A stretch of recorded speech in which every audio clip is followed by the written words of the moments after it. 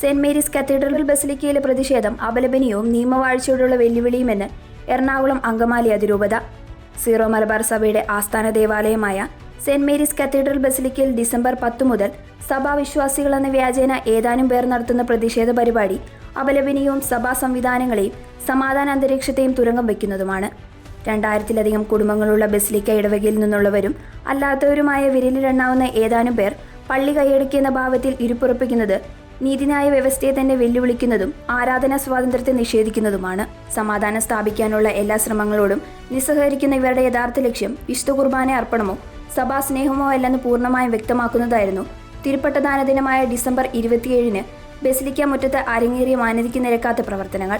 സമാധാനപൂർണ്ണമായി പ്രശ്നങ്ങൾ പരിഹരിക്കപ്പെടട്ടെ എന്ന ആഗ്രഹത്താൽ സംയമനം പാലിക്കുമ്പോഴും സഭാതലവന്റെയും മറ്റു പിതാക്കന്മാരുടെയും ഫോട്ടോകൾ വികൃതമാക്കി പള്ളിക്ക് മുകളിൽ പ്രദർശിപ്പിക്കുകയും തിരുപ്പട്ട സ്വീകരണത്തിലൂടെ ഈശോയുടെ പൗരോഹിത്യത്തിലേക്ക് ആവേശപൂർവ്വം കടന്നുവന്ന നവവൈദികരെ അവഹേളിക്കുന്ന തരത്തിൽ ബാനറുകൾ പ്രദർശിപ്പിക്കുകയും ചെയ്തത് അപലപനീയവും പരിഷ്കൃത സമൂഹത്തിന് ചേരാത്തതുമാണ്.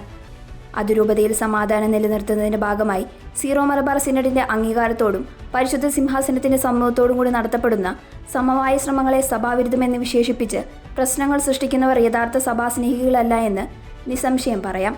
മാന്യതയുടെ അതിർവരമ്പുകൾ ലംഘിച്ചു നടക്കുന്ന ഇത്തരം എല്ലാ പ്രവർത്തനങ്ങളെയും എറണാകുളം അങ്കമാലി അതിരൂപത ശക്തമായി അപലപിക്കുന്നതിനോടൊപ്പം ഉചിതമായ നിയമ നടപടികൾ സ്വീകരിക്കുന്നതാണെന്ന കാര്യവും ബന്ധപ്പെട്ട എല്ലാവരെയും അറിയിക്കുന്നു.